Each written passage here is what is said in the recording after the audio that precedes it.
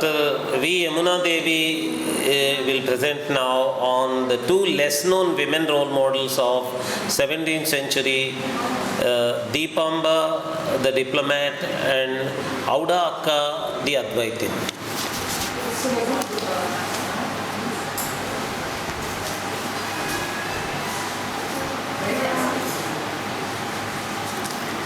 Namasabhai. 1 minute. After Dr. Yamuna Devi's paper, there is going to be tea. Please don't worry.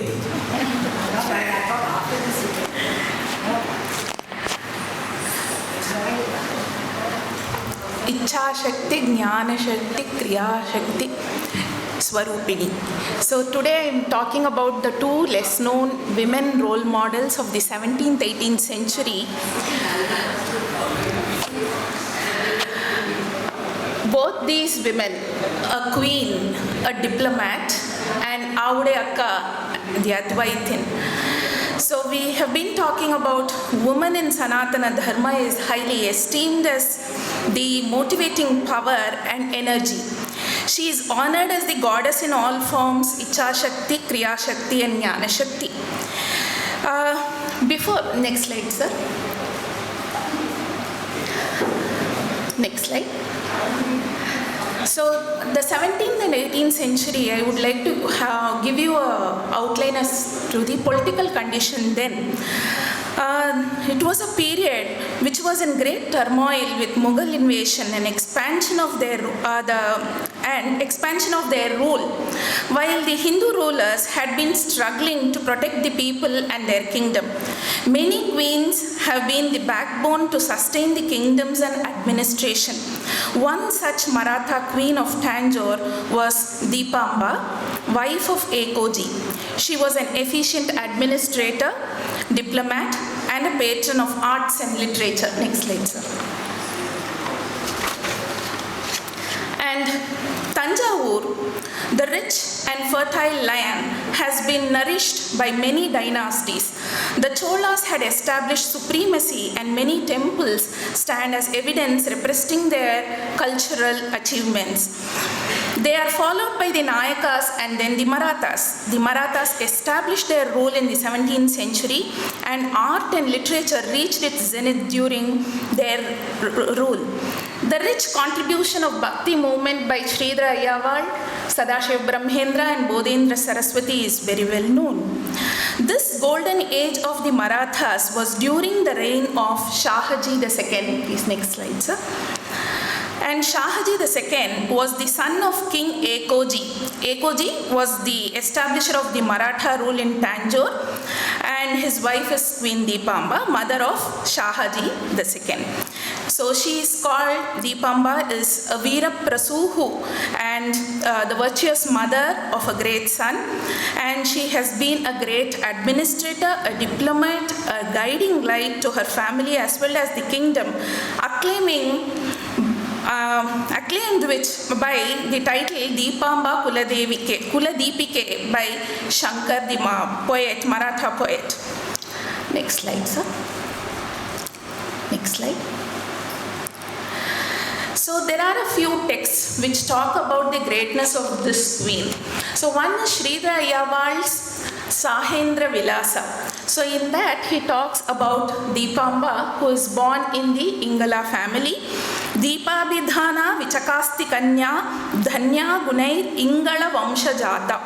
And it is said that King Ekkoji of Tanjore was childless, and he prayed to Lord Shiva for a progeny. The Lord appeared in his dream and directed the king to marry Dīpāmbā, his ardent devotee, whom he had already blessed to be born as her child. So guided by the Lord's words, it is said that Ekkoji married Dīpāmbā. Next slide. Now, Dīpāmbā as a diplomat. Queen Dīpāmbā's timely political counsel to her husband, Ekkoji, had averted the battle between Ekkoji and his step-brother, the great Shivaji. Shivaji did not like the fact that Ekkoji had been associated with sultans of Bijapur, Turks and Pathans. Their father's hereditary property claimed by Shivaji was not settled by Ekoji, which raised Shivaji to march against him. But by the wise suggestion of Queen Dīpāmbā, Raghunatha Pandita was recalled for his services and sent as a messenger to Shivaji. And Shivaji was impressed. A treaty was made between them, and this is what he wrote about Dīpāmbā. So he says, these are the words of great Shivaji. I cannot but highly recommend the wisdom and foresight of my sister-in-law Dīpāmbā, who with uncommon zeal and skill induced her husband to come to terms with me and thereby to satisfactorily solve the problem. And to honor it, he has also gifted her the Stri Dhana, where he says Ekoji cannot touch anything, he can just do the administration of these 3 districts, maybe Bangalore, Hoskote and Shiralkot. So that is why I said she is a Kriya Shakti, an epitome of Kriya Shakti. Not only was she a great administrator, she was able to influence her husband and her children. There is one more incident. When Shahaji II came to throne, he was just 13 years old. And Dīpāmbā had given timely advices, and there was an issue where Dīpāmbā guides her son to assist the king of Setu when he was attacked by the Madurai forces. Next slide, sir. Next slide. Yes, here, previous one. And this is again mentioned by Sridhar Ayyawal, the ability to come up with sound political strategy and which was capable of removing all fear is phrased by Sridhar Ayyawal in Sahendra Vilasa as Bhimokti Shila Damayantiyato Bhuhu. Next slide, please. And she has also worked for the betterment of the life of the Devadasis in the Tanjore district. And Dīpāmbā's contribution to Sanatana Dharma is again very interesting. Queen Dīpāmbā was a woman endowed with a firm conviction in Sanatana Dharma. In the prevailing political and social conditions of the Mughal invasions in the north and Bijapur Sultanates in the south, she knew the protection of the culture, tradition and practices of Sanatana Dharma vested in the hands of women. So realizing the need of the hour, she requested the scholar minister Trayambakaraya Makhin to compose a work on Dharma Shastra, and at the request of the queen, it is said that he wrote the Stri Dharma Paddhati, which is mentioned in his introductory verses of Stri Dharma Paddhati there. Matrajnaya Dhimata, he says it is because of the queen's orders that he had written this. And this work was later translated in Marathi also. Next slide. So Dīpāmbā and scholar poets. Dīpāmbā had great interest in literature, is well known by her rendering encouragement to poets. One such work is Shankara Charita written by Govindananda. Dīpāmbā had requested the sannyasin Govindananda to write a short biography of Sri Adi Shankara, who, having consulted all the available biographies of the Acharya, composed this work very briefly, and the date is also mentioned in his colophon, Vijayabde Vasantartau Chaitre Dīpāmbika Krite, and the date is 33/17/13. And Raghunatha Surin in Naraka Varnana also mentions the benevolences she had bestowed on the poets, and he mentions the 3 works which he wrote at her behest, the Pativrata Dharmam in Marathi, Naraka Varnana and Govardhanodharana. The next slide, please. Dīpāmbā had seen to it that the poets and scholars were well taken care of. She is said to have been instrumental in donating villages to poets, scholars and Brahmins. This is brought to light by Raghunatha Sauri. Daridrya dava dahanam shamayan udeti Dīpāmbike tava sudha bharitah katakshaha. And even the Dīpāmbā Mahatmya written by her grandson Ekoji II, he mentions Agrahara Pratishtantu Sahayajayaha Tate Akarot. So all these are evidences. There is Dīpāmbā Puram still in Tanjore district in her name, which he had donated for the scholars. And Shahaji Rajapuram is another village donated to 40 poets. Still there in Thiruvanallur is one such place there. And all these are to show how great Dīpāmbā was in an instrumental in encouraging her husband and children to do these religious activities. Next slide, sir. Queen Dīpāmbā was religious and her charities are also recorded. She had been to Setu and made a golden balance and offered it at Rameshwaram temple. This is also recorded. And she had built many temples, annachatras, just like Ahilyabai Holkar. Previous one, sir. Next one. No, previous. This, previous, yes, this one. So this again is mentioned in the Dīpāmbā Mahatmyam. Yadadau bahusho grishme prapaha shita surabhyapaha. So many tanir pandals were set up and pilgrims were given comfort of staying and food facilities were made available to them. Thus, Queen Dīpāmbā has been the backbone in building the Maratha Empire, and it flourished well during the 17th and 18th century. Next slide, sir. Next slide. So now, going to the second part of my paper is about Āvuḍai Akkā. Āvuḍai Akkā, the name itself is Āvuḍai is the Pītha of the Shivalinga, the Yoni. So if I say I am talking about Kamakhyama, also it is the same. So Āvuḍai Akkā is a household name in Tirunelveli district. She has composed many folk songs in Tamil full of Advaitin concepts. Āvuḍai Akkā is said to have been born in an Orthodox Brahmin family. She had been a child widow and confined to social norms of those days. She had received initiation from Sridhara Ayyavāl.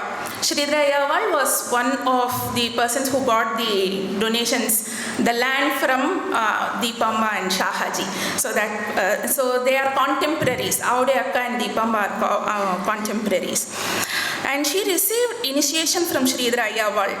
Her devotion to her guru is exhibited in almost all her songs. Please, next slide, sir.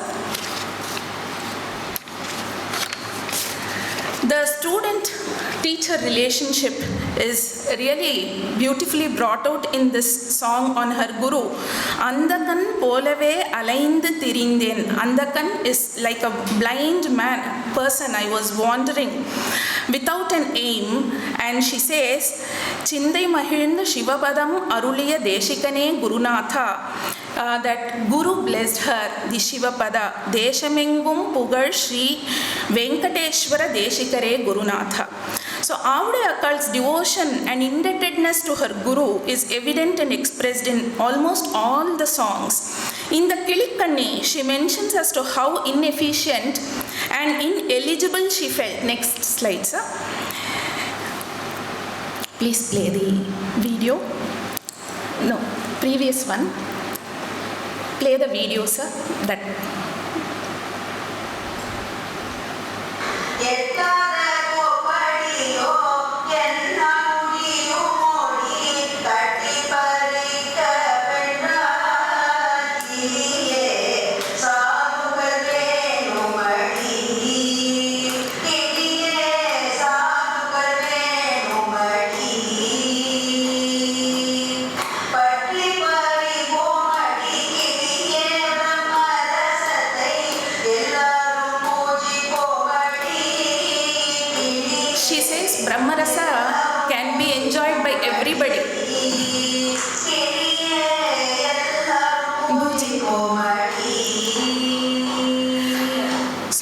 slide, sir. She declares in the Kuilkanni that without the grace of Guru, nothing can be achieved, and she attained the Turiya state by the grace of her Guru, Sridhara Ayyaval.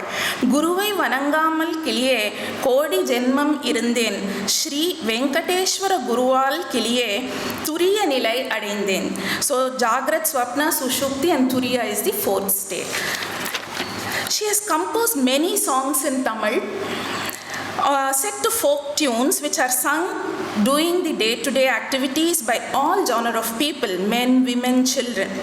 The songs are those sung in the fields, pallu, by women while doing their household chores, kanni and other songs, by children while playing the balls like Ammani songs, Bandhu Pattu, etc. Next slide, sir.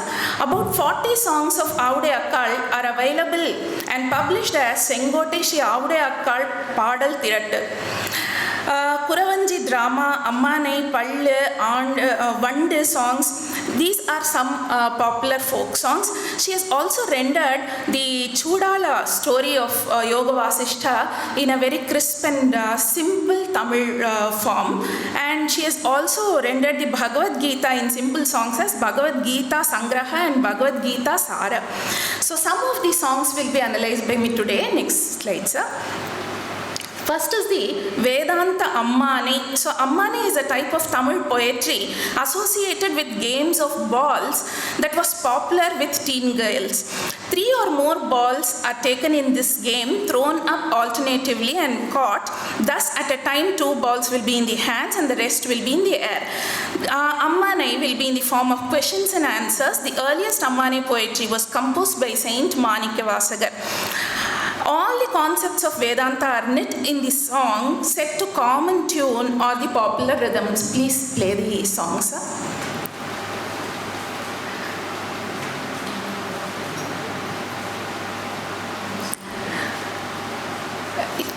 You can just play that. Sure. Finish. This.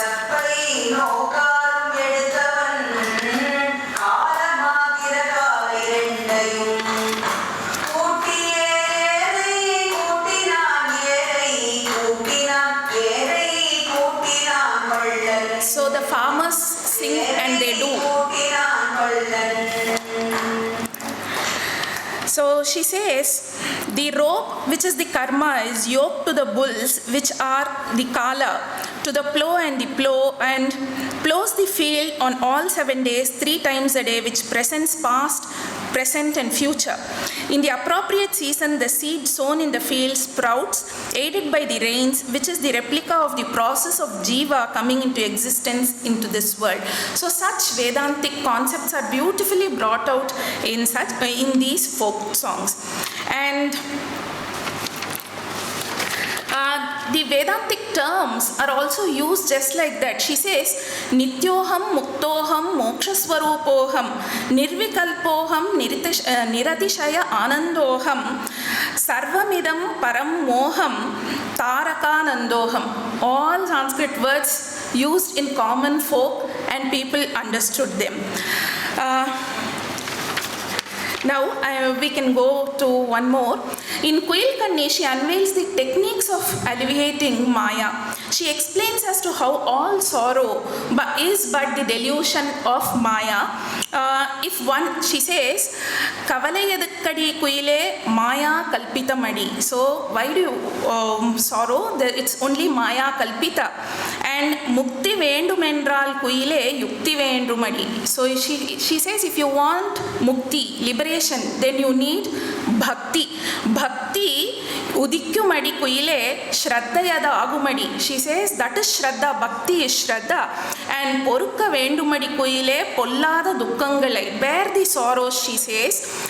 Talla Vendumadi Kuile Tattva Drishti Inal. And through discrimination you have to overcome the sorrows. Verukka Vendumadi Kuile Vishaya Bhogangalai. And you will have to subdue all sensual pleasures. And Ilakka Vendumadi Kuile Indriya Vriddhigalai. Thus, Āvuḍai Akkā tempts one to sing the Kilikkanni to relish the fruit called salvation. She describes that the fruit called Ananda is unsatiating and very sweet. This is a rare fruit, not got by searching but relished by one and all with knowledge or truth alone. Next slide.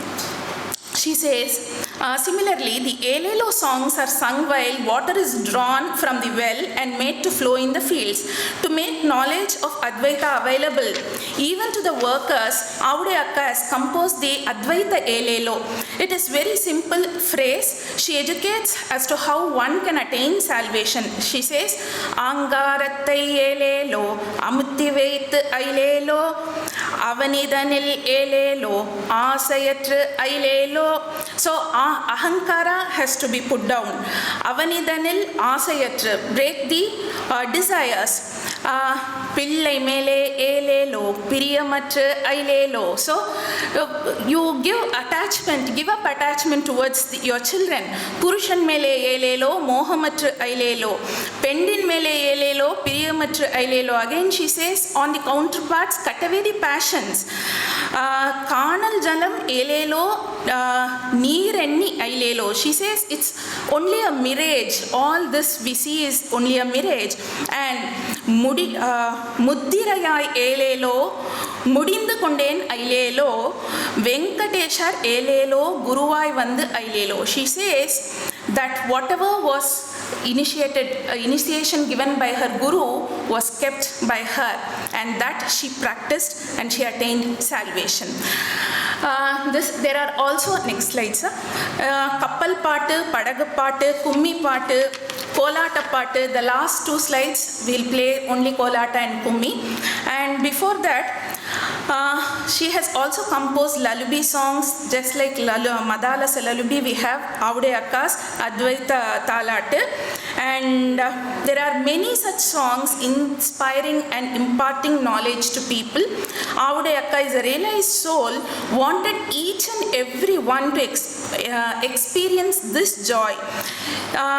Thus, she has composed these songs of day-to-day activity, instructing the principles of Vedanta in simple regional language, understandable even to a child or a layman.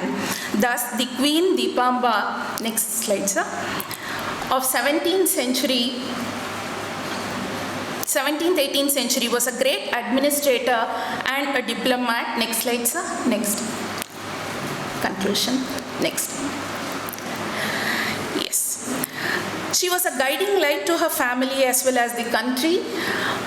Like Ahilyabai is very much known, but Dīpāmbā is less known. She has been a guiding light to her family, that's why called as Kuladīpike. And she has equally contributed to the establishment of the Maratha Empire. The Advaita saint Āvuḍai Akkā has enriched the philosophical and mental health of people, while Dīpāmbā has taken care of all the material welfare of the people. Both of them have been contemporary women, and Āvuḍai Akkā has been a source of inspiration to even Subramanya Bharati, and Ramana Maharshi also is said to have been influenced by these songs of hers. Both the women have worked for uplifting the people in the two main aspects of material and eternal aspects. These women have rendered their services as their duty. That is the learning we get. See, women have been doing their duty and never wanted recognition. When outsiders say that women are suppressed in Indian society, no. She is the Shakti, just like electric power within. When it cannot come outside, it should be concealed. She has been doing her duty in a very subtle way. So some of these women's lives have been recorded. There are many such women who have not come to light. The modes of social services to be rendered and the methods of teaching the highly philosophical concepts are well exhibited in the lives of these two women. The achievements of these two women won the Queen of acclaimed political wisdom and the other a young widow of great spiritual wisdom, is an inspiration to mankind of all centuries. So I bow both of them. I thank the Advaita Academy for having given me this opportunity. That slide, sir, just play that video. My heartfelt thanks to Lavanya, who set these songs in the folk tune, and Vaishnavi Purna, who has set it in the video.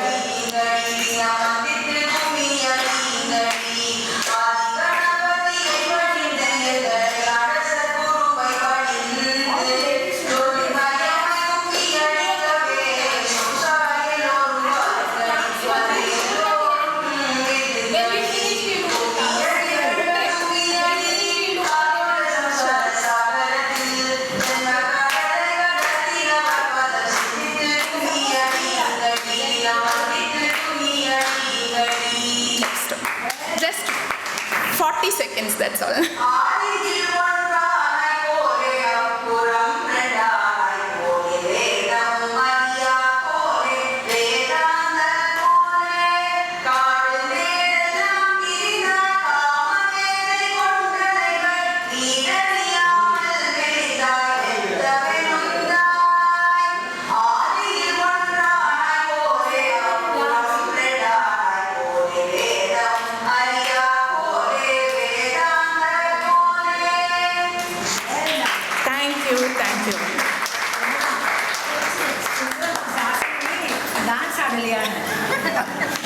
Thank you. Do you all now believe that Dr. Yamuna Devi is a Sanskrit scholar?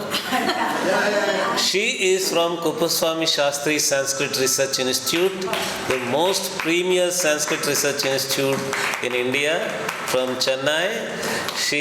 Her profession is to study manuscripts, develop critical editions of Sanskrit texts. Even I was not able to believe that she is so good at these folk songs, and probably she wanted a break from Sanskrit all the time. And amazing. Really. You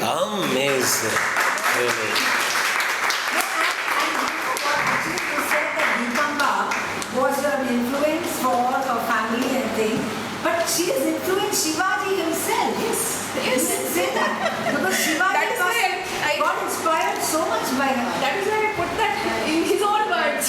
Breaking all the stereotypes of Tamil rural Nattupattu, that it is desanskritized. Pure Advaitic Sanskrit vocabulary, so many phrases, all used in Ailele songs.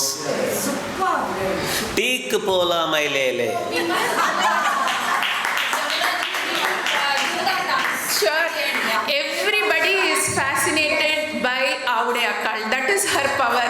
I think that is why Kamakhya, she is called Kamakhya. Thank